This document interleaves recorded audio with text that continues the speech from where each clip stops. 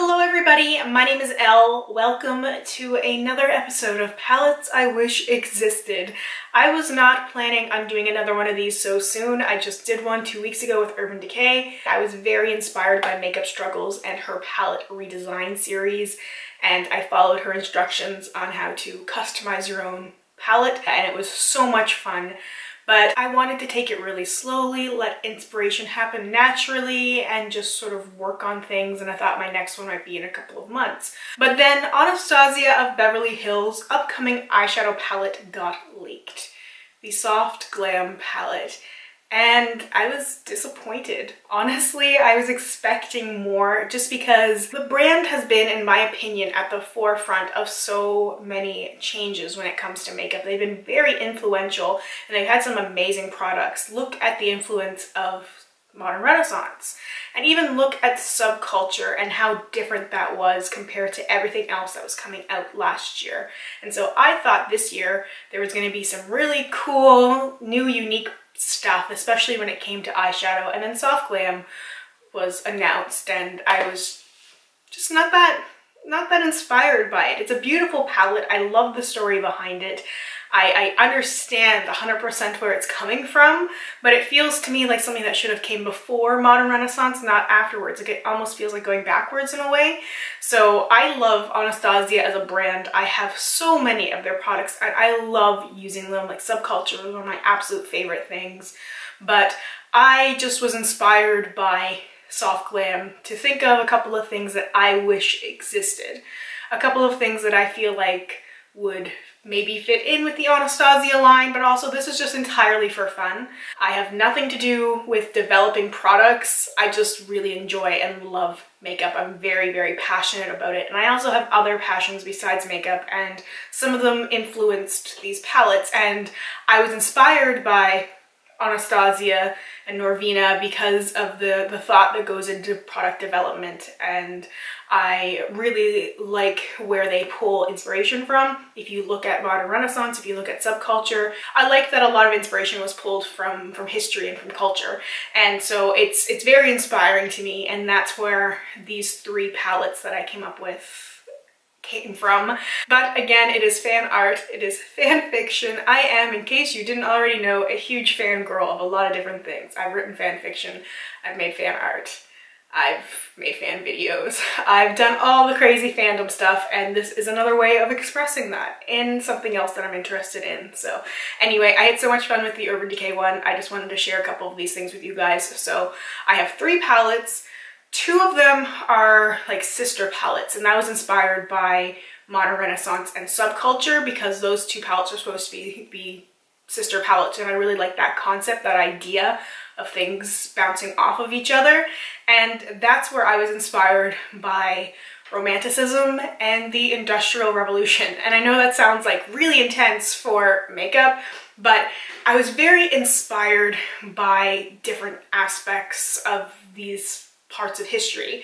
So the first fictional palette I'm going to talk about was inspired by Romanticism. So Romanticism, or the Romantic era in the simplest of terms, was an artistic, literary, intellectual movement that originated in Europe near the end of the 18th century. The movement was about freedom, individualism, emotion, a love of nature, and like a fascination with the past. And again, simplest of terms, I'm not defending a thesis here. But my favorite art movement is an American art movement that was heavily inspired and influenced by the Romantic era, and it's known as the Hudson River School. This is a group of American painters that focused their subject matter on landscapes. It wasn't just American landscapes. In fact, a lot of these artists traveled, and there's a lot of landscape art from different countries as well. But the point of origin for a lot of these painters and where they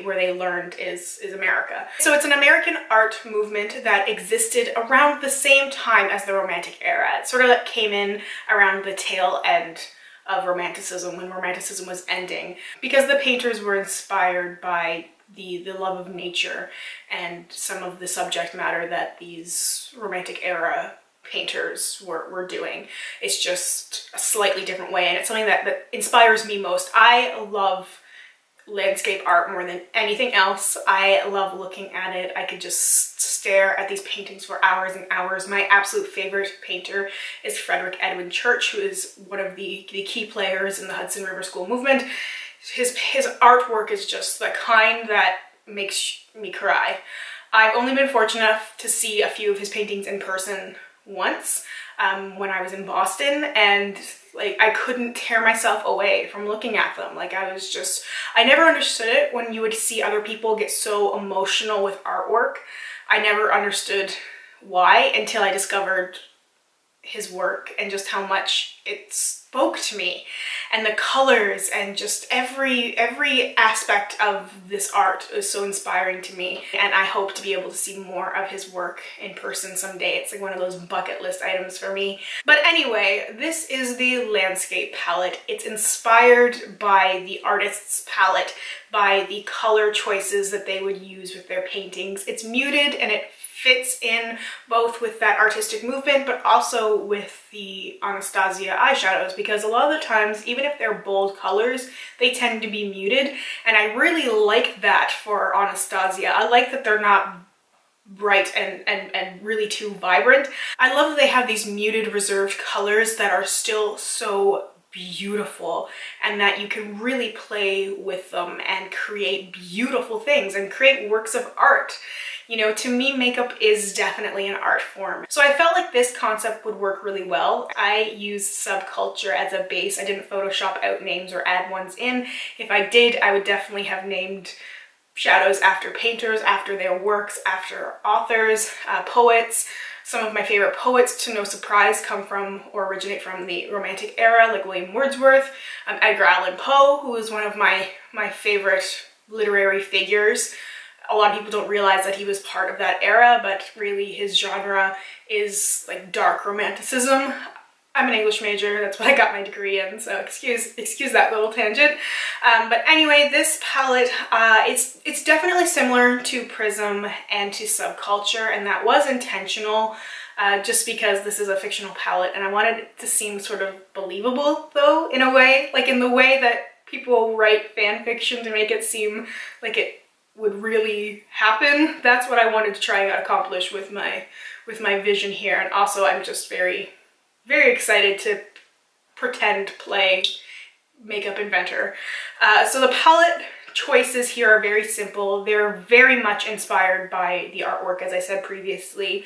I didn't stray too far from that.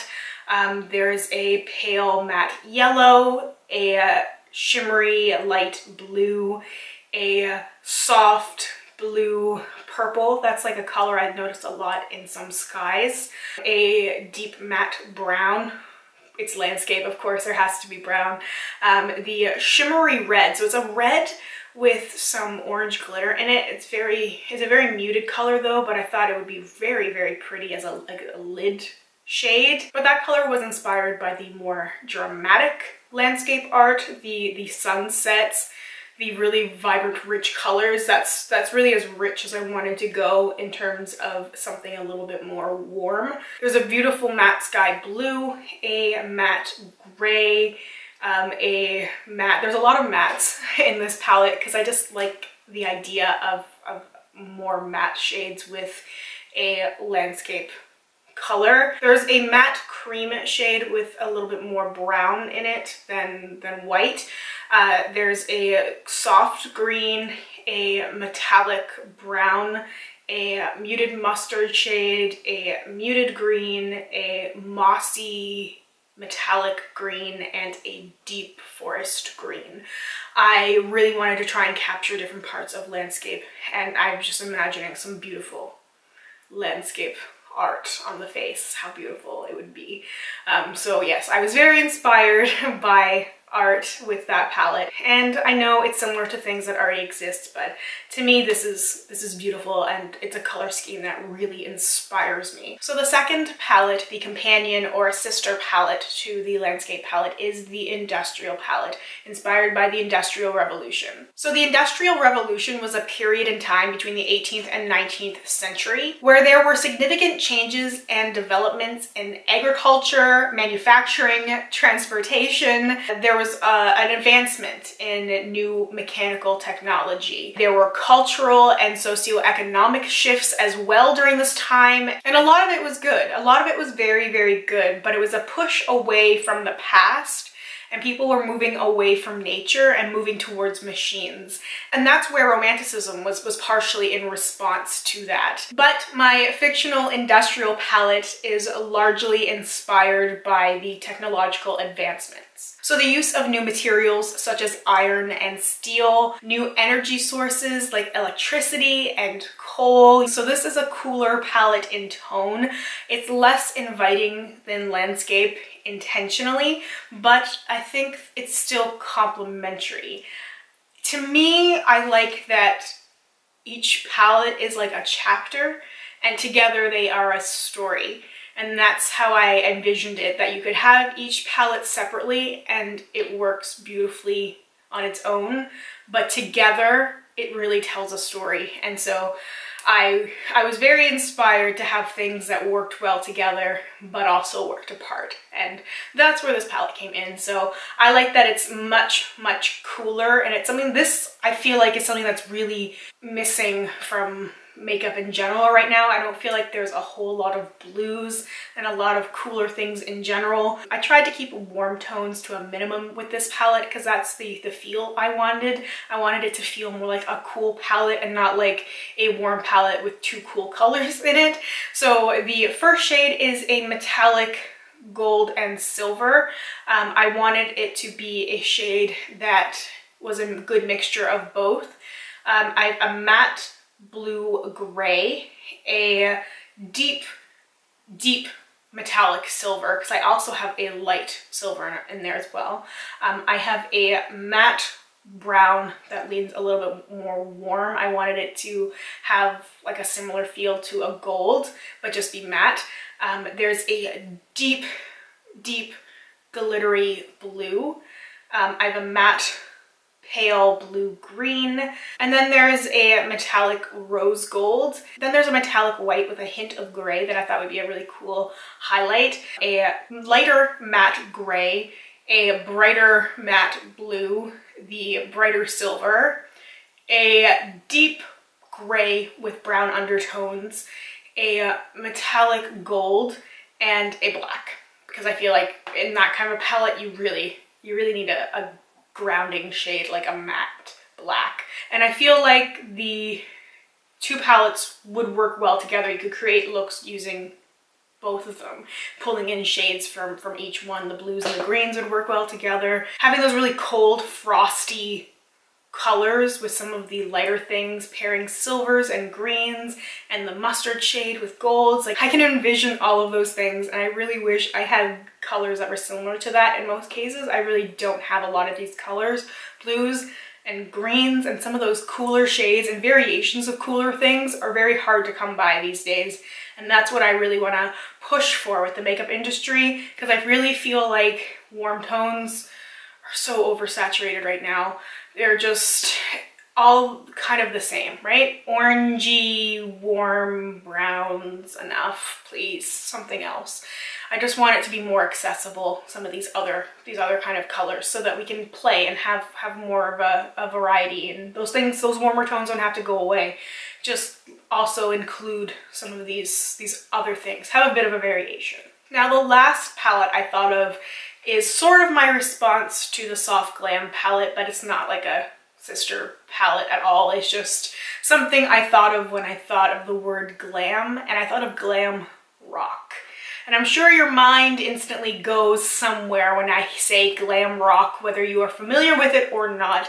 You are probably thinking of the guys with the big hairspray hair and the neon clothes, and that is the vibe I was going for with this. Now, I didn't research too much into the glam rock music. I wanted to be inspired by what I first thought of when I thought of the word. Now, I did do a little bit of searching to see if there were some colors that I might have been missing, that I might have overlooked, but in general, this is a pink and purple palette with lots of glitter and metallic shades in there as well. This is like an Elton John palette. If It's funny, if I had to describe my personality to someone using a video, a lot of people probably would think that I would choose something related to Fleetwood Mac or Stevie Nicks, and that's what I would describe my personality as. But truthfully, if I had to describe myself in the simplest of video terms, I would show people the clip of Elton John singing with Bette Midler and Cher on Cher's show in like 1975. Yeah. That describes me to a T, and that's kind of what I wanted this palette to be. I wanted this palette to be me. This is me in a palette. This is a good representation of who I am. So this is what I would call the Glam Rock palette. It's very, very colorful, but it's also muted, which is, I think, really cool, and I don't think there's a lot of stuff out there like this. I feel like a lot of bright colors tend to be very, very, very vibrant in the pan and even when you apply them, and sometimes it's a lot of pigment. Sometimes it's too much, and sometimes it would be nice. I'm often thinking when I'm using something like the Electric palette or even the Kat Von D Vita Loca Remix palette, I'm like, oh, I wish I had something that was a little bit less than this, a little less pigment sometimes, you know, just so I could have a different feel to it. It's hard to make it less sometimes. It's hard to tone down things like this. So the first shadow is a muted glittery red, which was sort of inspired by Lady Gaga, who I think fits in with glam rock in a way. I know it's not classic glam rock, but I feel like she fits in with a modern representation. And if you guys haven't seen her sing with Elton John, you need to, because it's so good. Then I have a muted matte lime color, a light silver, because I really like the way that silver plays with purples and pinks, a matte muted yellow, a glittery purple, a glittery muted pink, a deep purple wine color, so there's a little bit of a pink tone to that deep matte color, a coral that's matte, a matte muted grape shade, a matte light pink with a bit of a gray undertone, another matte pink shade, but this one has a little bit more purple, a deep rich matte gray, then an eyeshadow that I'm not even sure if it's possible to exist, but it's a glittery purple with some orange and pink glitter. Just imagining it all over the lid, very reflective, and you get like the pink and the orange and the purple, and I just think it would be such a cool color to have. And I feel like Anastasia does the metallic glittery shades really well, so that's why I would want something cool and different like that. And then a soft matte black, because I feel like just like gray, black pairs well with pink and with purple, and you can use it lightly or you can be a little bit more dramatic and do something a little bit more like rock and roll with it, go a little bit more rock to it than glam. And I feel like with Anastasia, like a lot of the images you see on their social media, they do showcase a lot of artistry and a lot of kind of out there things, but they show a lot of glam stuff. And I feel like even though that palette, when you first look at it, looks really out there, I feel like there's a lot of really beautiful, pretty things that could be done, a lot of cut creases and those glam looks with the big eyelashes and the perfectly sculpted out brows and everything. Like, I just would like that to exist so I could see what it would look like on other people, because I love the artists that Anastasia features all the time, and I want to see more color from them, and that's why I would like to see that palette. I just think it would be a lot of fun. So anyway, those are my 3 Anastasia palettes that I wish existed. I really like this as a series. I don't know when the next one will be. Again, I'm not pushing it. I'm not saying I'm gonna have another one in 2 weeks' time. I'm letting the inspiration come to me. If you guys have any suggestions or ideas for brands, last time I got a lot of people requesting Too Faced, so maybe some Too Faced. I'm already thinking about a couple of things because I do like Too Faced shadows. So if you have any ideas, suggestions, I'd also love to hear from you guys. What palettes would you like to see from Anastasia, and even highlighter palettes? I was thinking about how much I love their highlighter palettes and what I would come up with, but honestly, the only thing I could think of was something that would be like entirely selfish and that would not work with any anybody but me because of my weird highlighter preferences and the kind of really glittery metallic stuff that I like, but also because I like really light highlighters. So I decided just to leave that in my imagination for now. But if you guys have any ideas, suggestions, things that you wish existed, even outside of Anastasia, but with other brands as well, please let me know. Let's get a discussion going. This is so much fun and I think it's very useful. And I think the more we talk about the things that we want, the more likely it is that brands will come across this and maybe some of our wishes and dreams will come true. So if you haven't already seen my Urban Decay one from a couple of weeks ago, make sure to go check that out. I will have it linked down below in my description box. I will also have MakeupStruggles channel linked down below. Please go check her out because she does the amazing, amazing palette redesigns. And if it wasn't for her idea and for her amazing instructions on how to come up with my templates, I never would have thought or have been able to do this. So I really want to make sure she also gets the credit she deserves as well. Anyway, that's all I have to say. Thank you so much for hanging out with me today. I really, really appreciate it, and I hope we get a chance to talk soon. Bye for now.